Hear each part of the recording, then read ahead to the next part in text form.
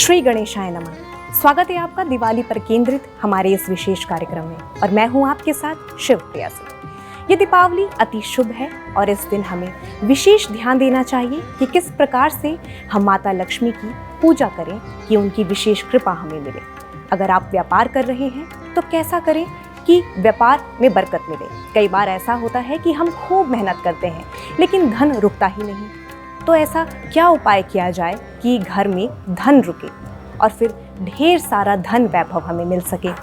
इन सारी बातों के साथ पूजन की सरल विधि भी आज हम जानने वाले हैं और हमारा मार्गदर्शन करने के लिए इस वक्त हमारे साथ मौजूद हैं आचार्य पुष्पेंद्र शास्त्री जी। आचार्य जी, आपका बहुत बहुत स्वागत है हमारे इस कार्यक्रम में। सबसे पहले मैं आपसे ये जानना चाहूँगी कि ये दीपावली का जो पर्व है ये क्यों मनाया जाता है, इसका महत्व क्या है?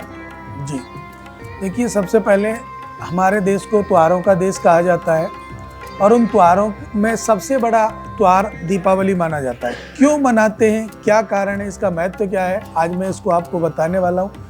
कि दीपावली का जो समय है, आप लोग भी जानते हैं कि दीपों का त्योहार इसको कहते हैं। दीप जलाते हैं, अंधकार को मिटाते हैं। इसका सात्विक अर्थ है अंधकार से प्रकाश की तरफ जाना ही दीपावली कहलाता है। लेकिन मनाने का जो लक्ष्य है, हम इसको क्यों मनाते हैं, ये पौराणिक कथाओं में अगर हम चलें और त्रेता युग की बात करें तो त्रेता युग में जब कैकेयी ने महाराज दशरथ जी से अपने वरदान मांगे और उस वरदान में एक वरदान मांगा था श्री राम जी को 14 वर्ष का वनवास दिया जाए, और उस समय जब 14 वर्ष का वनवास दे दिया तो 14 वर्ष का एक महत्व है अयोध्या में पूरा रूप से जमा रहा। वो कैसे रहा कि 14 वर्ष तक ना तो किसी ने शादी की, ना किसी के घर में मंगल गीत गाए गए, ना यहाँ तक कि किसी की मृत्यु भी 14 वर्ष अयोध्या में नहीं हुई थी। कारण क्या था? कारण यही था कि जब मेरे राम यहाँ नहीं है तो मैं इन मंगल गीतों को कैसे गाऊं। मृत्यु देवी जो थी वो भी अयोध्या छोड़कर चली गई कि जब राम जी ही नहीं है तो मैं अयोध्या में कैसे वास करूं। 14 वर्ष का समय थोड़ा लंबा समय हो गया और उसी समय मेरे राम जी वन में आगे चलते रहे। वहां पर पौराणिक कथा के अनुसार, रामचरितमानस के अनुसार सीता जी का हरण हुआ और जब सीता जी को रावण लेकर चले गए तो उस समय रावण पर विजय प्राप्त की और विजय प्राप्त करने के बाद जब वापस अयोध्या के लिए आ रहे थे तो अयोध्या में सूचना आई कि आज मेरे रामलला अयोध्या में आ रहे हैं। तो उस समय अयोध्या को एक दुल्हन की तरह सजाया गया। हर जगह दीप जलाए गए, तोरण द्वार बनाए गए। उन तोरण द्वारों पर सुंदर सजावट की गई और बड़ी प्रसन्नता मन में थी कि हमारे कार्यों में आज हमारे अयोध्या में हमारी सफलता आ रही है। किसी ने ये नहीं कहा कि राम जी आ रहे हैं, सबने यही कहा कि आज हमारे कर्मों की सफलता हमारे अयोध्या में आ रही है। और उस समय जब दीपों का संयोग बना, कितने दीप जलाए गए, पूरी अयोध्या को दुल्हन की तरह सजाया गया और राम जी अयोध्या में आए तो उस समय माता लक्ष्मी और गणेश जी भगवान विष्णु के साथ अयोध्या में राम जी के दर्शन करने आए। अब मैं आपको बात बता दूं कि राम जी का अंश रूप था कृष्ण और विष्णु भगवान का अंश रूप था राम। लेकिन जो गोलोक धाम में भगवान विष्णु वास करते हैं उनका कभी अवतार नहीं होता, वो कभी जन्म नहीं लेते, उनके अंश अवतार होते हैं। तो राम जी अंश अवतार थे। गोलोक धाम से भगवान विष्णु माँ लक्ष्मी के साथ आए, अयोध्या में आकर के राम जी के दर्शन किए और जो मंगल गीत गाए गए उन मंगल गीतों में बड़ी प्रोत्साहन अपनी आकांक्षाओं को अग्रसर किया। इसीलिए उसी दिन से हम लोग दीपावली मनाते हैं। दीपावली में माता लक्ष्मी की पूजा हम करते हैं क्योंकि भगवान विष्णु के साथ माँ लक्ष्मी गणेश जी को लेकर के आई थी और उसी के निमित्त हमारे जो दीपावली का त्योहार है इसको हर्षोल्लास से मनाते हैं कि हमारा सभी कार्य सफल हो, हमारी सफलताएं हमारे साथ हों। हमारे घर में जिस प्रकार अयोध्या में सफलताएं आई थी राम जी जब आए तो अयोध्या में सफलता आई थी, उसी प्रकार हमारे घर में भी सफलता आए। किसी भी प्रकार की विघ्न बाधा, आत्मा, दुरात्मा, बुरी आत्मा का साया घर में, परिवार में बिल्कुल ना रहे और हमारे कार्य क्षेत्र अच्छे हों। इसी के उपलक्ष्य में धन धान्य की वृद्धि हो, हमारे कार्यों में अवरोधता प्रकट बिल्कुल ना हो, इसलिए हम दीपावली को मनाते हैं। जी आचार्य जी, हमने तो ये जान लिया कि दीपावली का महत्व क्या है। मैं चाहती हूँ कि आप हमारे दर्शकों को ये बताएं कि दीपावली का, इस बार जो दीपावली का पर्व है, इसका शुभ मुहूर्त क्या है। जी देखिए, सबसे पहले मैं आपको बताऊंगा कि इस बार जो दीपावली मनाई जा रही है वो लगभग 150 साल बाद ऐसा संयोग बना हुआ है। जैसा संयोग, क्योंकि आप जानते हैं कि हर बार जो दीपावली आती है वो अमावस्या को मनाई जाती है, लेकिन इस बार दीपावली चतुर्दशी की रात्रि में अमावस्या लगने पर मनाई जा रही है। दीपावली जो अमावस्या लग रही है उदया तिथि में, उसमें दीपावली नहीं मना रहे हैं। इस साल 12 तारीख को हम जो दीपावली मना रहे हैं नवंबर में, वो इसलिए मना रहे हैं, चतुर्दशी की रात्रि की अमावस्या में मना रहे हैं।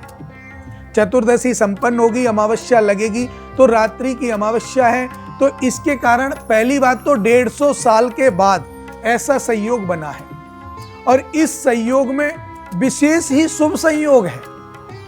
इसका शुभ मुहूर्त जो दीपावली का है, अगर आप किसी रोजगार के क्षेत्र पर, अपने ऑफिस में, दफ्तर में या कोई व्यापारिक क्षेत्र है, वहां आप पूजन करना चाहते हैं, तो सुबह 11:49 से लेकर 12:33 के बीच में पूजा स्टार्ट हो जानी चाहिए। पूजा संपन्न कभी भी हो सकती है, संपन्नता का कोई मुहूर्त नहीं होता। प्रारंभ का मुहूर्त है, जब आप प्रारंभ कर रहे हैं वो 11:49 से 12:33 तक आप अपनी पूजा को प्रारंभ कर सकते हैं।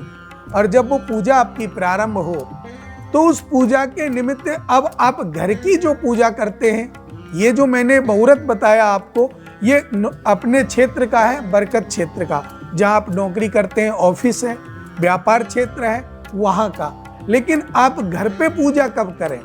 माता लक्ष्मी के घर की पूजा आपको करनी है 5:42 से, शाम को 5:42 से लेकर के 8:57 का जो मुहूर्त है, ये शाम को अपने अपने घरों में माँ लक्ष्मी का पूजन करने का, भगवान गणेश का पूजन करने का, नारायण जी का पूजन करने का शुभ मुहूर्त है। और इस समय आप याद कीजिएगा कि 150 साल बाद जो संयोग बन रहा है, इसमें धन धान्य की वृद्धि होने के बहुत आसार हैं, रुके हुए कार्यों को आगे बढ़ाने के बहुत आसार हैं।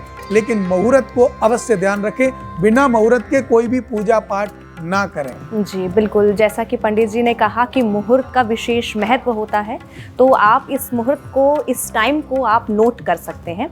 मेरी अगली जिज्ञासा जो है पंडित जी, वो ये है कि बहुत से लोगों के मन में ये सवाल रहता है कि लक्ष्मी और गणेश जी की, लक्ष्मी माँ और गणेश भगवान की पूजा साथ में की जाती है, और कुछ लोगों का ये कहना है कि लक्ष्मी नारायण की भी पूजा की जाती है। तो इसमें बड़ा द्वंद्व रहता है कि किस तरीके से पूजा की जाए, गणेश भगवान और लक्ष्मी माता की पूजा साथ में की जाए, या लक्ष्मी नारायण की पूजा साथ में की जाए, या फिर कुबेर जी की पूजा की जाए। तो मैं चाहती हूँ कि इस पर आप थोड़ा सा प्रकाश डालें कि किस तरीके से पूजा। जी बिल्कुल, आपने बहुत अच्छा प्रश्न किया है, और इस प्रश्न के लिए आपने ये सत्य कहा है कि हर व्यक्ति के मन में जिज्ञासा होती है कि राधा कृष्ण की पूजा हो या सीताराम जी की पूजा हो, तो यहाँ पर लक्ष्मी और नारायण की पूजा क्यों नहीं हो? यहाँ गणेश जी को लक्ष्मी जी के साथ क्यों पूजा जाता है? ये प्रत्येक व्यक्ति के मन में जिज्ञासा होती है, और जानना भी चाहिए, क्योंकि जब हम राधा कृष्ण की मूर्ति की पूजा करते हैं या भगवान राम और सीता की पूजा करते हैं, तो यहाँ पर हम लक्ष्मी गणेश ही क्यों रखते हैं, लक्ष्मी नारायण क्यों नहीं रखते?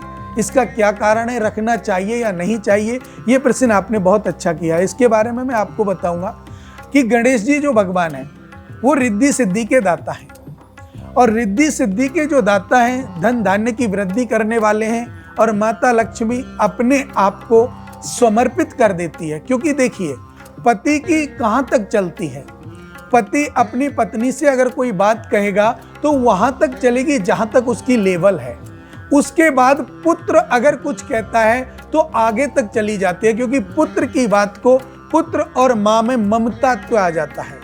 जो माँ का ममतत्व है वो एकदम आकर्षण हो जाता है, मजबूत हो जाता है, और इसी के कारण माँ की ममता एकदम अग्रसर हो जाती है। अगर किसी माँ के सामने पुत्र आकर के रुदन करने लगे, रोने लगे, तो माँ देख नहीं सकती। क्यों नहीं देख सकती? क्योंकि उनका पुत्र है। तो सबसे पहले मैं आपको बताऊं कि गणेश जी का कोई जन्म नहीं हुआ, प्राकट्य नहीं हुआ। माँ पार्वती ने अपने शरीर के मैल से, जो शरीर का मैल होता है, उसको छुड़ा करके गणेश जी की प्रतिमा बनाई, उसमें प्राण डाले और वो गणेश जी हमारे प्रकट हुए। और उसी के साथ साथ माता पिता का सम्मान गणेश जी ने बढ़ाया। जब पृथ्वी की परिक्रमा देने सभी देव गए तो गणेश जी ने शिव गौरा की परिक्रमा दे ली, तो माता पिता का सम्मान बढ़ाया। इसी के कारण माँ लक्ष्मी के साथ गणेश जी पुत्र रूप में पूजे जाते हैं। लेकिन माता लक्ष्मी के साथ आप लक्ष्मी नारायण की प्रतिमा अगर रखते हैं तो आपको बहुत लाभकारी है। दूसरा, इसमें एक पौराणिक रीजन है कि कुबेर भगवान जो हमारे हैं उनको धन का देवता माना जाता है, लेकिन धन का देव जो है उसको पूजा होती है, तो गणेश जी की पूजा क्यों होती है? अब कुबेर भगवान गणेश जी को, जैसे हम कोई ऑफिस में काम करते हैं और ऑफिस में मैनेजर होता है या कैशियर होता है, कुबेर भगवान धन को देते हैं, आप कितना भी धन ले जाओ, लेकिन उनका मेंटेन करना, धन को सही जगह पर लगाना, उनका काम गणेश भगवान का है। तो जो हमारे कर्मों के अनुसार आगे बढ़ते हैं, हमारे जो कर्म हैं वो अग्रसर होते हैं, उन कर्मों के अनुसार गणेश जी हमारे लिए धन की आवक करते हैं। ऐसा तो है नहीं कि सभी करोड़पति हो या सभी अरबपति हो या सभी गरीब हो। ये हमारे कर्मों के द्वारा गणेश जी रिद्धि सिद्धि के द्वारा हमारे घर पर प्रस्थान करते हैं। माता लक्ष्मी उनके साथ होती है पुत्रवत व्यवहार में, जो हमारे पुत्र का व्यवहार है। और नारायण की पूजा तो लक्ष्मी जी के साथ हमेशा होती है। ऐसा नहीं है कि लक्ष्मी के साथ नारायण की पूजा नहीं होती। नारायण की पूजा तो माता लक्ष्मी के साथ हमेशा ही होती है। जी, मेरा एक प्रश्न है इस पे कि कहा जाता है कि दो प्रतिमाएं एक ईश्वर की नहीं रखी जाती। तो जैसे माता लक्ष्मी की अगर हम 2 विग्रह रख रहे हैं, एक नारायण जी के साथ और एक गणपति जी के साथ, तो क्या ये सही रहेगा? जी, इसमें भी बहुत ही अच्छा प्रश्न आपने किया है। देखिए, लक्ष्मी जी की आप एक प्रतिमा लाए, उनके सीधे हाथ पर गणेश जी को विराजमान किया और लक्ष्मी जी के उल्टे हाथ पर भगवान नारायण को विराजमान किया, क्योंकि अर्धांगिनी पूजा के टाइम हमेशा सीधे हाथ पे होती है। तो जब नारायण के सीधे हाथ पर ही माँ लक्ष्मी आएगी और माँ लक्ष्मी के सीधे हाथ पर गणेश जी आएंगे, तो बीच में माता लक्ष्मी आ गई। इसका रीजन हुआ एक प्रतिमा आप ला सकते हैं। अब बात होती है 2 प्रतिमा की। सिर्फ ऐसा विधान है कि गणेश जी की मंदिर के अंदर 2 प्रतिमा नहीं होनी चाहिए या 2 से अधिक नहीं होनी चाहिए। सिर्फ गणेश जी की प्रतिमा एक होनी चाहिए। अगर माता लक्ष्मी की एक प्रतिमा गणेश जी के साथ है और एक प्रतिमा भगवान नारायण के साथ है, तो उसको हम एक प्रतिमा माँ लक्ष्मी की नहीं बोल सकते, उसको हम 2 ही प्रतिमा बोलेंगे। वो अलग अलग प्रतिमा हो गई और मंदिर में रखने से कोई परहेज नहीं है और किसी भी प्रकार का दोष नहीं लगता। लेकिन गणेश जी की 2 प्रतिमा एक साथ नहीं रख सकते। जी आचार्य जी, हमने बहुत कुछ जाना, महत्व के बारे में जाना, मुहूर्त के बारे में जाना। अब हम बात करेंगे विधि की, पूजा विधि की। तो मैं चाहती हूँ कि आप हमें विस्तार में बताएं कि इस बार की ये जो दीपावली है, इसमें किस तरीके से हम पूजा अर्चना करें, इसकी विधि क्या है? जी बिल्कुल। देखिए, मैं आपको बता चुका हूँ 150 साल के बाद ऐसा सहयोग बना है और ये सहयोग धन धान्य की वृद्धि के लिए विशेष शुभ है। और इस समय हमें कैसे पूजा करनी चाहिए? सुंदर एक चौकी लगानी चाहिए अपने पूजा स्थान पर या जहां पर आप पूजा कर रहे हैं, वहां सुंदर चौकी लगानी चाहिए। चौकी पर हमें स्थापित कौन कौन करने हैं, ध्यान दीजिएगा। गौरी गणेश, पंचोमकार देवता, नवग्रह और षोडश मातृका, ये चारों के चारों हमें चौकी पर चावल के पुंज बना करके स्थापित करने हैं। उनके ऊपर गणेश जी की और माँ लक्ष्मी की प्रतिमा को स्थापित करना है। स्थापित करने के बाद सर्वप्रथम हमें गणेश जी का ध्यान करना है। गजाननं भूतगणाधिसेवितं कपित्यजम्बो फलचारुभक्षणम् उमासुतं शोकविनाशिकारिकं नमामि विघ्नेश्वर पाद पंकजम। इस मंत्र के द्वारा आप गणेश जी का ध्यान करें, माता लक्ष्मी का ध्यान करें। उसके बाद आप जिसको मानते हैं, अपने गुरु को मानते हैं या अपने इष्ट को मानते हैं, तो उनका ध्यान करें। मंत्र आप नोट कर लें।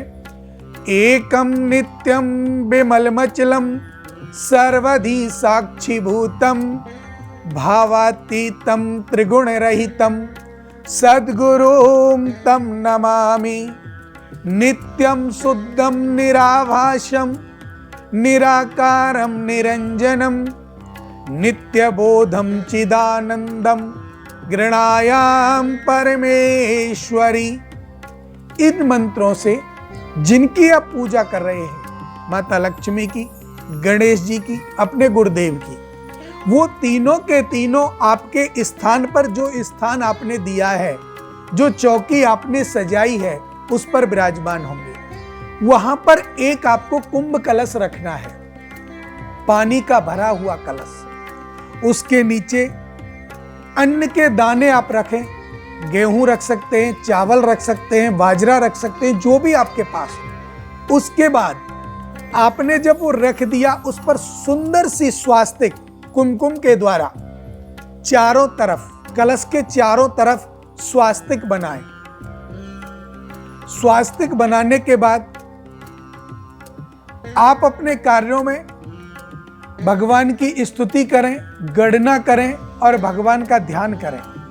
ध्यान करने के बाद जो आपके पास सामग्री है, फल है, पुष्प है, मिष्ठान है, रोली है, लौंग, इलायची, पान, सुपारी, ऐसी जो सामग्री आपके पास है। देखो, बड़े बड़े लोग बड़ी बड़ी सामग्री लेके आते हैं, लेकिन जो गरीब हैं उनके पास क्या है? भाव है। कहते हैं ना कि भाव अगर आपके पास है तो आपका सभी पूजा सफल हो जाती है। भाव कुभाव अनख आलसहु नाम जपत मंगल दिस दसहु। सिर्फ नाम से और जो आपके घर में है उस सामग्री से आप माता लक्ष्मी की पूजा और गणेश जी की पूजा करके अपने कार्यों में, अपने घर में, अपने रोजगार क्षेत्र में, अपने ऑफिस में आप धन धान्य की वृद्धि कर सकते हैं। और इसी बीच में आप श्री सूक्त का पाठ अवश्य करें। श्री सूक्त का अगर आप पाठ करते हैं तो उससे माता लक्ष्मी अति शीघ्र प्रसन्न होती हैं और आपके धन धान्य में वृद्धि करती हैं, आपके रोजगार बढ़ते हैं और बरकत बनी रहती है। बहुत लोग पैसा कमाते हैं, रुकता नहीं है ना घर में, तो उसका मेन कारण यही है कि लक्ष्मी जिस दिन हम पूजते हैं, दीपावली वाले दिन जिस दिन हम पूजन कर रहे हैं, उस दिन हमें श्री सूक्त का पाठ निश्चित करना चाहिए। और अगर खुद नहीं कर सकते तो किसी ब्राह्मण के द्वारा श्री सूक्त का पाठ घर में या ऑफिस में अवश्य कराना चाहिए, जिससे कि आपके घर में माँ लक्ष्मी ठहर जाए, रुक जाए और आपका जीवन सफल हो। जी आचार्य जी, आपने इतनी गहरी जानकारी दी। मुझे लगता है कि हमारे दर्शकों को जो भी डाउट होगा वो क्लियर हो चुका है। तो आप हमारे स्टूडियो में आए, इसके लिए आपका बहुत बहुत धन्यवाद आचार्य जी। राधे राधे। तो दर्शकों, आज के इस कार्यक्रम में हमने जाना कि दीपावली पे आप किस तरीके से पूजा अर्चना कर सकते हैं, किस तरीके से हम इस पूजा का अनुष्ठान करें, इसका शुभ मुहूर्त क्या है और इसके महत्व के बारे में आज हमने आचार्य जी से जाना। तो हमारे इस कार्यक्रम में बस इतना ही। बाकी की खबरों के लिए देखते रहिए श्रेष्ठ भारत।